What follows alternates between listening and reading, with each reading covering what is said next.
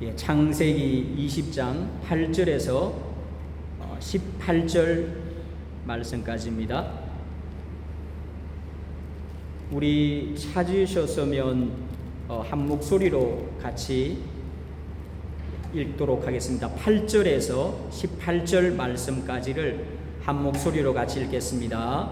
아비멜렉이 그날 아침에 일찍이 일어나 모든 종들을 불러 그 모든 일을 말하여 들려주니 그들이 심히 두려워하였더라. 아비멜렉이 아브라함을 불러서 그에게 이르되 내가 어찌하여 우리를 이렇게 하느냐? 내가 무슨 죄를 내게 범하였기에 내가 나와 내 나라가 큰 죄에 빠질 뻔하게 하였느냐? 내가 합당하지 아니한 일을 내게 행하였도다 하고 아비멜렉이 또 아브라함에게 이르되 내가 무슨 뜻으로 이렇게 하였느냐? 아브라함이 이르되 이곳에서는 하나님을 두려워함이 없으니 내 아내로 말미암아 사람들이 나를 죽일까 생각하였으며 또 그는 정말로 나의 이복 누이로서 내 아내가 되었음이니라. 하나님이 나를 내 아버지의 집을 떠나 두루 다니게 하실 때에 내가 아내에게 말하기를 이후로 우리의 가는 곳마다 그대는 나를 그대의 오랍이라 하라. 이것이 그대가 내게 베풀 은혜라 하였었노라. 아비멜렉이 양과 소와 종들을 이끌어 아브라함에게 주고 그의 아내 사라도 그에게 돌려보내고 아브라함에게 이르되 내 땅이 내 앞에 있으니 내가 보기에 좋은 대로 거주하라 하고 사라에게 이르되 내가 은 1000개를 내 오라비에게 주어서 그것으로 너와 함께한 여러 사람 앞에서 내 수치를 가리게 하였노니 내 일이 다 해결되었느니라. 아브라함이 하나님께 기도하며 하나님이 아비멜렉과 그의 아내와 여종을 치료하사 출산하게 하셨으니 여호와께서 이왕에 아브라함의 아내 사라의 일로 아비멜렉의 집의 모든 태를 닫으셨음이더라. 아멘. 네, 오늘 이 시간에는 우리 이성욱 선교사님 나오셔서 하나님의 은혜라는 제목으로 귀한 말씀 전해주시겠습니다.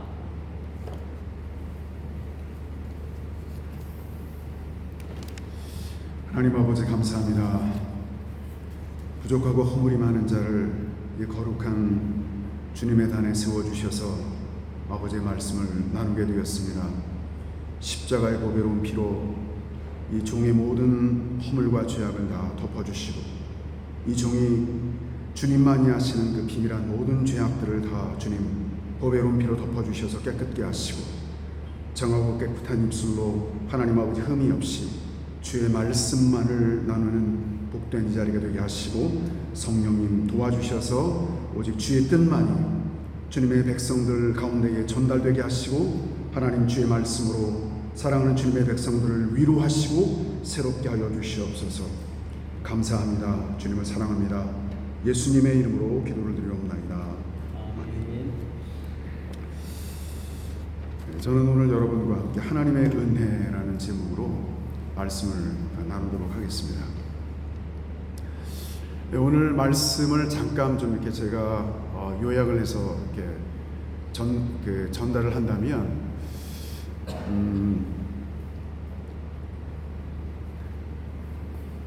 그 아브라함이 이제 그랄이라는 곳으로 가게 됐습니다. 그런데 그곳은 많은 사람들이 하나님을 모르는, 하나님을 두려워하지 않는 곳이었습니다.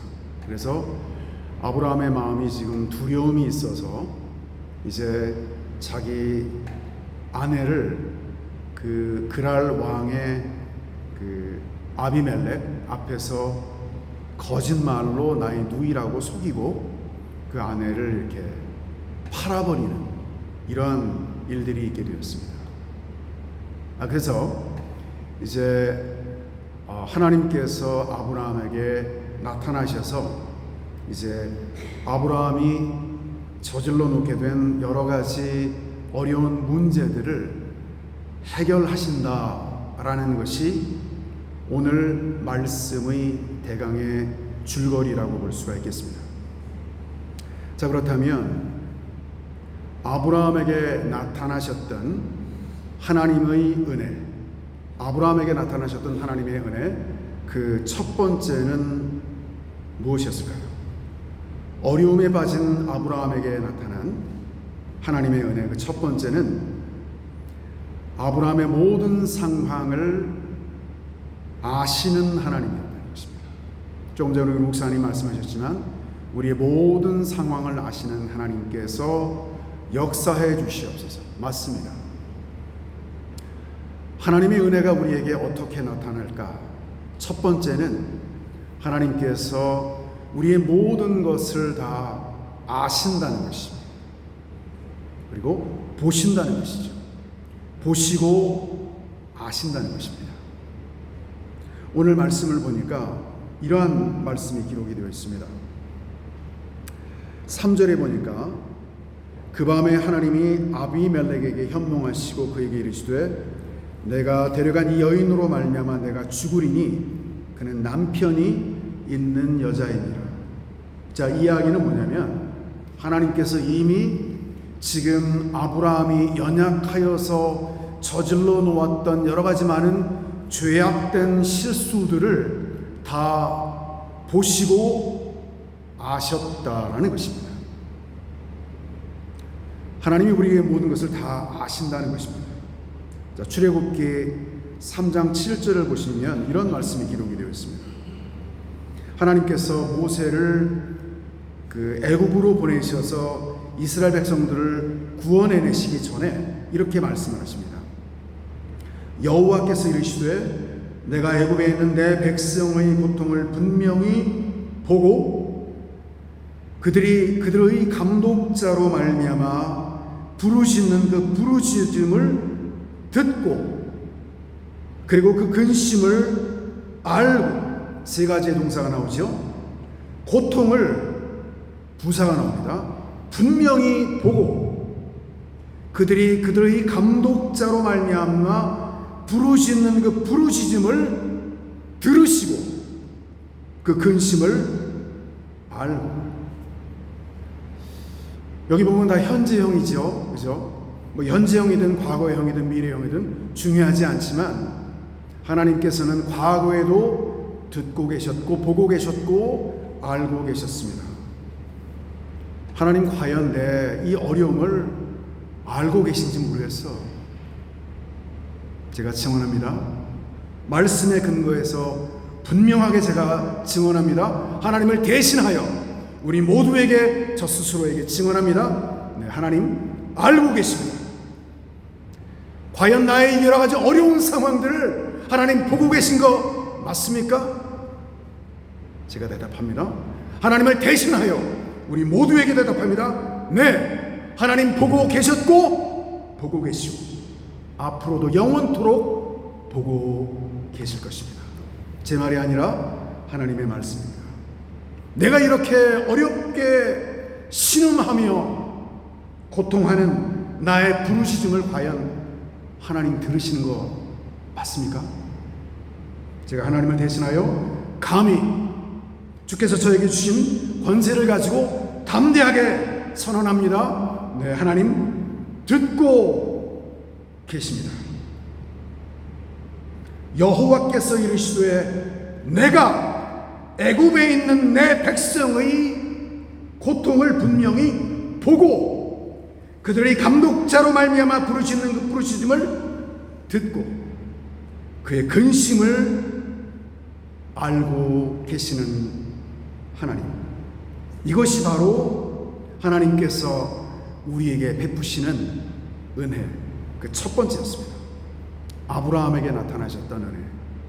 그것이 어찌 아브라함에게만 나타난 일일까요? 저와 여러분, 하나님 저는요, 너도 마찬가지지. 너도 나랑 마찬가지야. 아브라함이나 너나 동일해. 나에게 있어서는 동일한 진주야, 보석이야. 이 세상 무엇과도 바꿀 수 없는 천하일품이에요. 우리 이호선 목사님 이렇게 계시는데 이호선 목사님과 같은 분이 이 세상에 또 있을까요? 없어요. 한 분이에요. 이전에도 없었고 지금 이후에도 없어요. 딱 한 분이세요. 사람이라는 본질은 같지만 그 인격은 오로지 하나입니다. 하나님이 지으셨습니다. 우리도 마찬가지입니다. 저와 여러분 우리 한 사람 한 사람이 다 하나님 보실 때는 무엇과도 바꿀 수 없는 보석입니다.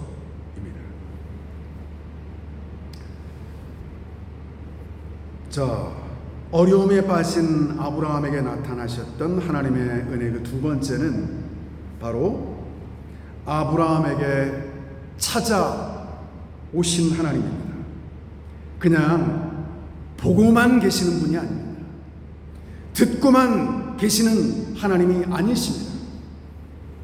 다 알고만 계시는 분이 아닙니다.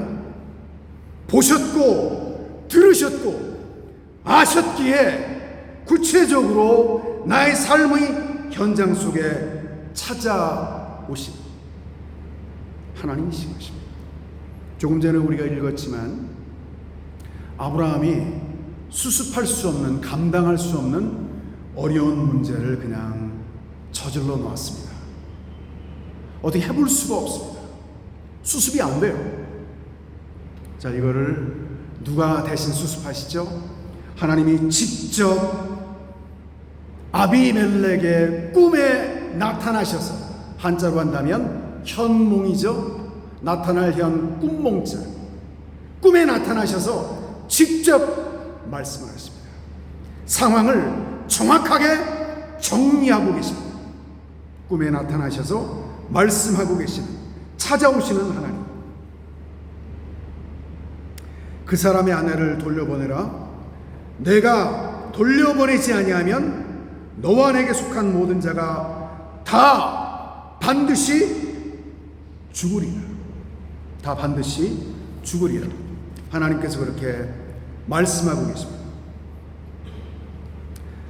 출애굽기 3장 7절로 8절을 보게 되면 이런 말씀이 있습니다. 모세에게 하셨던 말씀을 연이어 하시는 겁니다.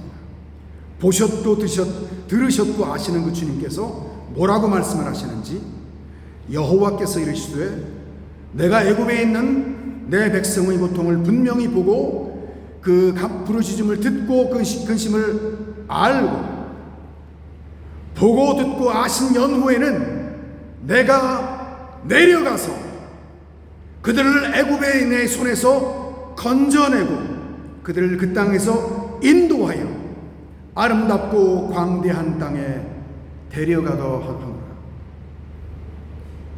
건져내고 인도하여 내 손 붙들고 그들을 젖과 꿀이 흐르는 아름답고 광대한 땅으로 데려갈 것이다.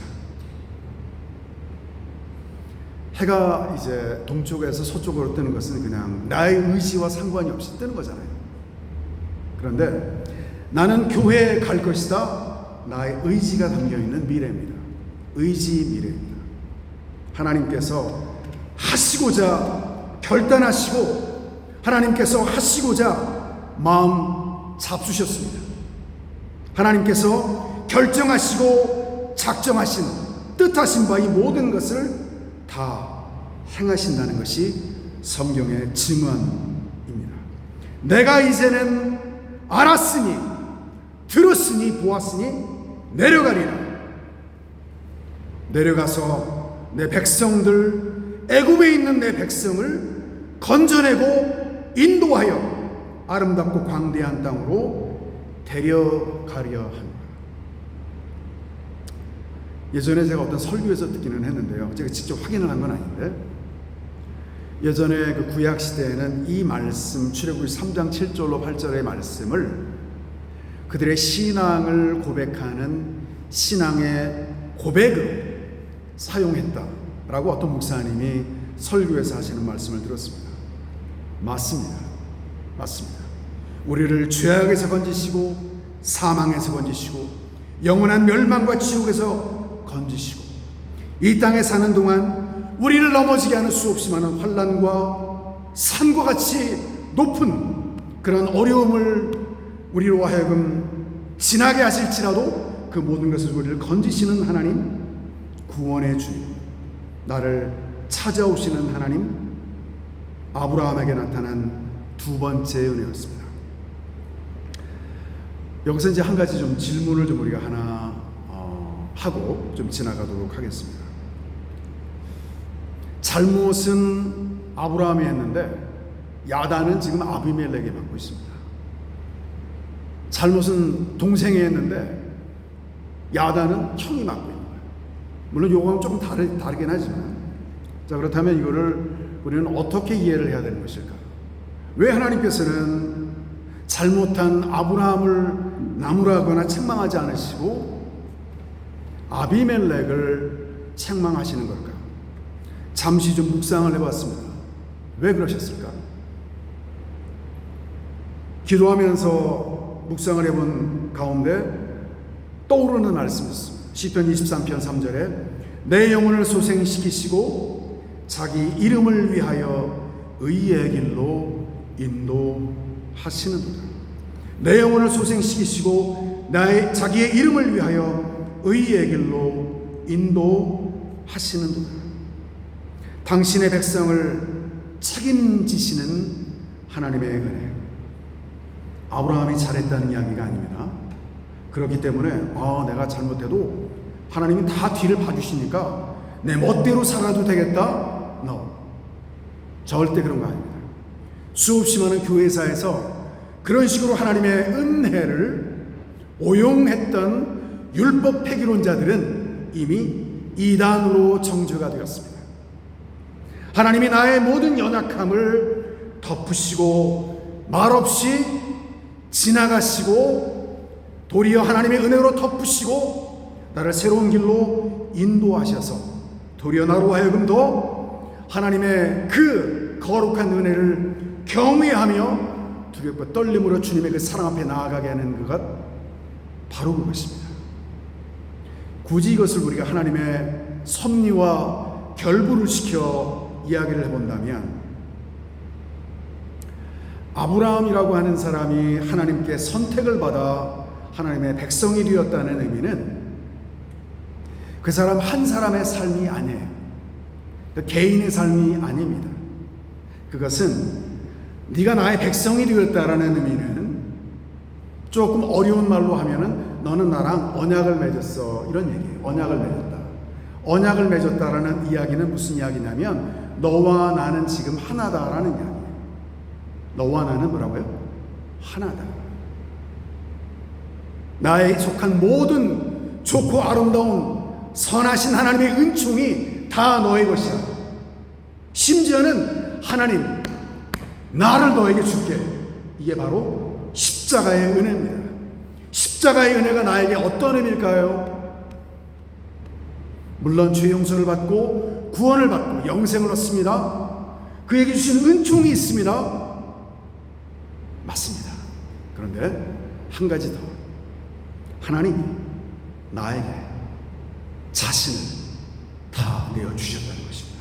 이게 십자가의 의미고 언약의 본질인 것입니다. 그렇다면 왜 이렇게 하셨을까? 하나님이 왜 이렇게 우리를 사랑하시는 걸까? 나를 통해, 당신의 백성을 통해 이루시고자 하는 하나님의 계획과 섭리와 그 거룩한 뜻이 있다는 것입니다. 그것을 나를 통해 이루기를 원하시는 것입니다. 그런데 지금 여기 보면 사라가 지금 다른 사람의 아내로 팔려갔습니다. 이게 무슨 말일까요? 만에 하나 사라가 아비멜렉의 아이를 임신하게 되었다면 이것은 어떠한 일에 문제가 생기는 거냐면 아브라함과 사라를 통해 이루시고자 하는 장차 이 땅에 오실 메시아 되신 예수 그리스도의 그 거룩한 탄생과 순수한 혈통을 보존하시고자 하는 하나님의 뜻이 깨어지고 파기되기 때문인 것입니다. 급히 그래서 하나님께서는 당신의 이름을 위하여, 당신의 그 선하신 뜻을 위하여 간섭하시고 내려오셔서 아비멜렉에게 직접 말씀하셨습니다. 굉장히 엄하게 말씀하시죠. 너 돌려보내. 그렇지 않으면 너와 너에게 속한 모든 자들이 다 죽을 거야. 굉장히 무섭습니다. 여러분, 우리가 한 가지 기억을 해야 되는 게 있습니다. 하나님 한없이 말로 다 할 수 없이 선하시고 인자하십니다. 그것은 이미 십자가에서 증명이 되었지요. 그런데 한 가지를 기억해야 합니다. 하나님의 공의. 하나님 정말 무서우신 분입니다. 정말 무서우십니다. 함부로 말하지 마세요. 함부로 행동하지 마십시오. 왜냐고요? 하나님 정말 무서우신 분입니다. 정말 무서우신 분입니다. 하나님의 공의와 그 인자, 당신의 아들을 십자가에 매어 다신 그 하나님의 무시무시한 사랑을 우리는 받고 살고 있다는 것을 우리는 명심해야 합니다. 가슴에 새겨야 합니다. 잊지 말고 기억해야 합니다. 하나님 무서우신 분입니다. 여러분 노아 홍수 보셨죠? 얼마나 무서우신 분입니다. 그 사람들이, 죄송합니다, 제가 이제 조금 말씀하고는 상관없는데 말이 나오면 한마디만 할게요. 그들이 노아가 이제 산 위에서 방주를 있잖아요. 그들이 무심코 지나가면서 100년 동안 그걸 봤어요. 뭘 봤죠? 배의 밑을 봅니다. 이거는 무시무시한 상징이고 그림입니다. 여러분, 바닷속에 들어갔을 때 배의 밑을 볼 수 있는 것이 어디입니까? 물속입니까? 물 밖입니까? 물속이에요.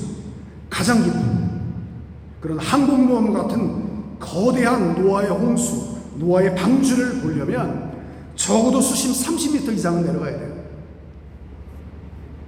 너희들이 그렇게 하나님을 거부하고 100년 동안 베풀어준 하나님의 은혜를 거부했을 때 나타나는 그 마지막 모습이 무엇인지 아느냐? 물속에서 배 밑을 보게 될 것이다. 너희가 그렇게 조롱하고 멸시하던 그 노아와 그가 짓던 배, 그것이 바로 이 순간 그렇게 절박하게 너희에게 구원이 될 것을 너희가 알지 못하였느냐.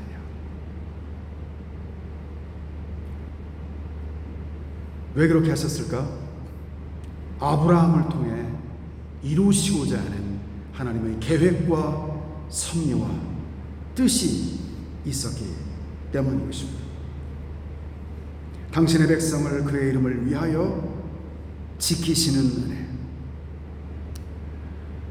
은혜. 참 개인적으로 부끄러운 고백이긴 하지만 참 저도 엄청나게 많이 해서는 안 되는 그런 일들을 했던 것 같습니다. 하나님 앞에 알게 모르게 공개적으로 저만 아는 또 비밀로 하나님께서 그걸 다 판단하시고 저에게 심판하셨다면 아마 저는 이 세상에 없었을 겁니다. 하나님의 은혜입니다. 하나님의 은혜. 자, 세 번째 마지막입니다. 아브라함에게 나타나셨던 하나님의 그 은혜는 아브라함을 믿음의 자리로 이끄시는 하나님이었습니다.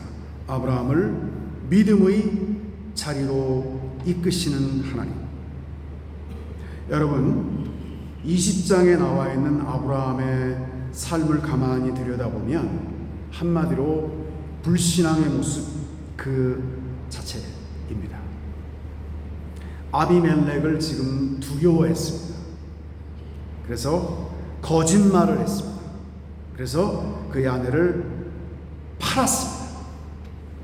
사람을 두려워해서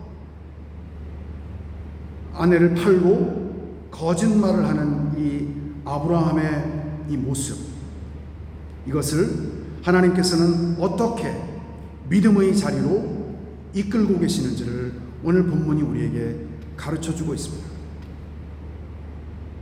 몇 가지가 있는데요, 그 한 가지가 뭐냐면 두려움의 종이 된 자리에서 이제는 사랑의 아들의 그 모습으로 하나님께서는 아브라함을 이끌고 계신 것입니다.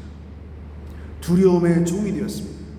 그래서 거짓말을 했고 자신의 아내를 팔았습니다.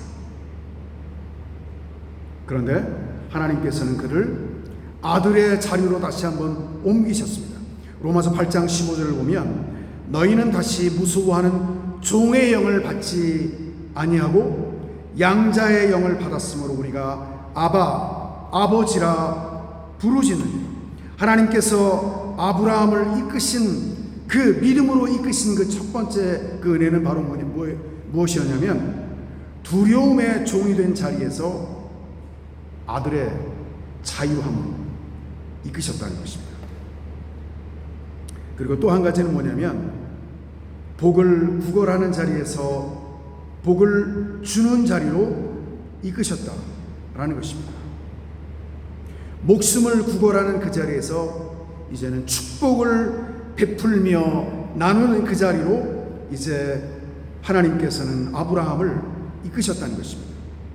창세기 12장 2절로 보면 내가 너로 큰 민족을 이루고 내게 복을 주어 내 이름을 창대하게 하리니 너는 복의 근원이 될지라. 복이 될지라. 내가 너로 큰 민족을 이루고 내게 복을 주어 내 이름을 창대하게 하리니 너는 복의 근원이 될지라. 복이 될지라. 복을 구걸하는 자리였습니다. 그런데 이제는 복을 베푸는 자리로 하나님께서는 아브라함을 이끄셨던 것입니다. 좀 실명을 거론해서 조금 죄송하기는 한데 좀 본문을 우리가 좀 더 이해한다는 차원에서 양해를 구합니다. 양해해 주시고 좀 저의 예를 좀 들어주시기 바랍니다. 삼성그룹의 이재용 회장이 있습니다. 그죠? 그가 지금은 회장이지만 자기 아버지 이건희 회장이 살아있을 때 예를 든 겁니다. 이제 그 그룹 후계자로 이렇게 좀 지명을 받아서 이제 후계 수업을 받고 있을 때 이재용 회장이 소원하는 게 무엇이었을까요? 그가 과장해서 부장이 되는 게 그의 소원이었을까요? 아니면 좀 더 많은 월급과 보너스를 받는 게 그의 소원이었을까요? 아니죠. 이미 삼성그룹이라는 그 모든 거대한 글로벌 기업에 이제는 후계자로 낙점이 되었습니다. 아들이니까.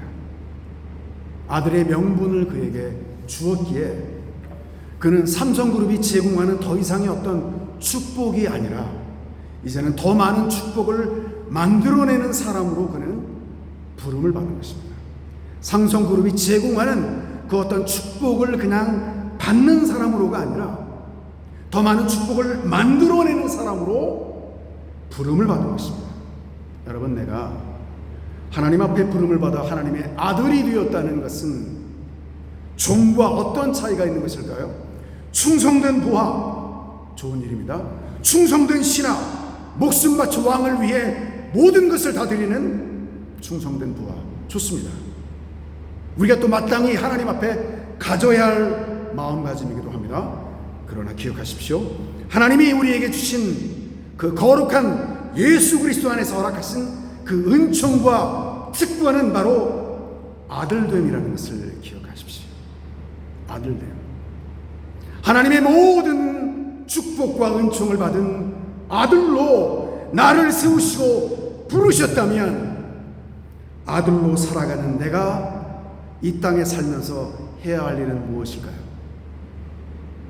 더 많은 축복을 받는 것이 아니라 축복을 나누며 섬기는 그 일이 바로 나의 일일 것입니다.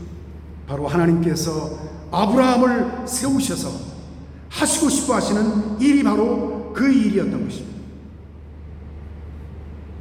내가 너로 큰 민족을 이루고 내게 복을 주어 내 이름을 창대하게 하리니 너는 복이 될지라.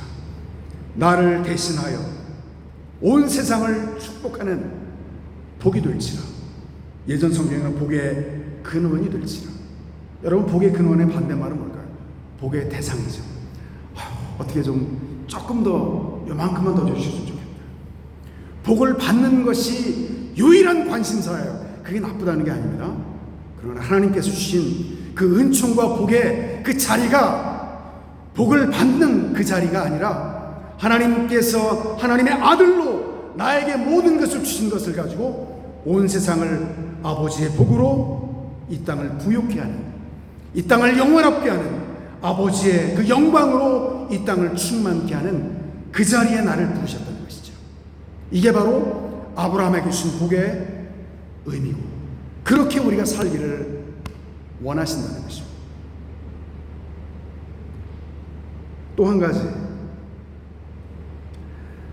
사람을 살리는 하나님. 그래서 그 마지막은 무엇이냐면 사람을 살리는 하나님 부르신 그 자리로 다시 돌아오게 하시는 은혜를 보게 됩니다. 이 마지막을 보게 되면 아브라함을 통하여서 이제 아비멜렉을 축복하고 계시는 이 하나님의 뜻을 우리가 보게 됩니다. 왜 굳이 하나님께서 아브라함을 통해서 복을 얻게 하시는 걸까? 창세기 12장에 보면은 이런 말이 기록이 되어 있습니다. 땅의 모든 족속이 너로 말미암아 복을 얻을 것이라. 그냥 아비멜렉을 그냥 하나님이 직접 축복하실 수도 있어요. 그런데 왜 굳이 아브라함을 통해 아비멜렉을 복을 주시게 하시는 걸까요? 복의 근원이죠. 그래서 이 마지막을 어떻게 마무리하게 하고 계시는지, 복을 구걸하는 자리가 아니라 복을 주는 자리로 이끄시는 그 은혜, 거룩하고 신성한 아름다운 하나님의 축복의 통로가 되어 이 땅을 주님의 복으로 영화롭게 하는 그 자리로 우리를 부르신 하나님의 거룩한 것들, 사람을 살리는 그 자리로 이제 돌아오게 하시는 하나님의 은혜를 우리는 보게 되는 것입니다. 이제 아브라함이 아비멜렉 때문에 사는 것이 아니라 도리어 그 반대로 아비멜렉이 아브라함의 축복으로 살게 되었던 것입니다. 말씀을 간단하게 정리를 해보겠습니다. 오늘 하나님께서 주셨던 하나님의 은혜, 그 첫 번째 그것은 바로 아브라함을 보시고 아시는 그 하나님의 은혜였고, 두 번째는 하나님의 그 은혜가 우리에게 찾아오셔서 내려오셔서 임하셨던 은혜였습니다. 그리고 아브라함을 믿음의 자리로 이끄셔서 그로 하여금 하나님의 은총으로 나아가게 하시는 그 자리였습니다. 형벌 대신 사랑으로 그의 연약함을 치유하는 은혜를 하나님께서는 허락하신 것입니다. 나를 보시고 들으시고 아시는 주님, 그리하여 나에게로 찾아오셔서 다시 나를 주님만 믿는 은혜의 자리로 이끄시는 그 하나님 아버지를 우리는 찬송하게 되는 것입니다. 아브라함을 축복하시는 그 하나님, 그래서 그의 닫힌 태문을 여시고 다시 한번 그를 축복하신 그 은혜를 우리는 여기서 깨닫게 되는 것입니다. 땅의 모든 족속이 너로 말미암아 복을 얻게 될 것이라.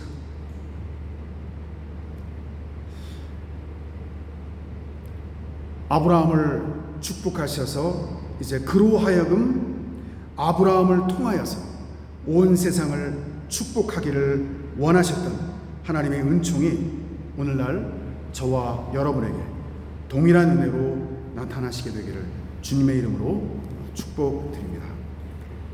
같이 한번 기도하겠습니다. 하나님 아버지, 연약한 아브라함의 넘어짐과 실수를 통해 하나님께서는 은총과 사랑을 베푸시고 그에게 은혜로 나타나셔서 하나님의 은총으로 그를 복의 근원으로 세우셨습니다. 하나님 아버지, 우리에게 나타나셔서 하나님의 은총과 사랑으로 하나님의 은혜로 우리의 삶을 새롭게 하여 주시옵소서. 모든 영광 주님께 돌려드렸고 감사를 드리오며 예수님의 이름으로 기도를 드리옵나이다. 아멘.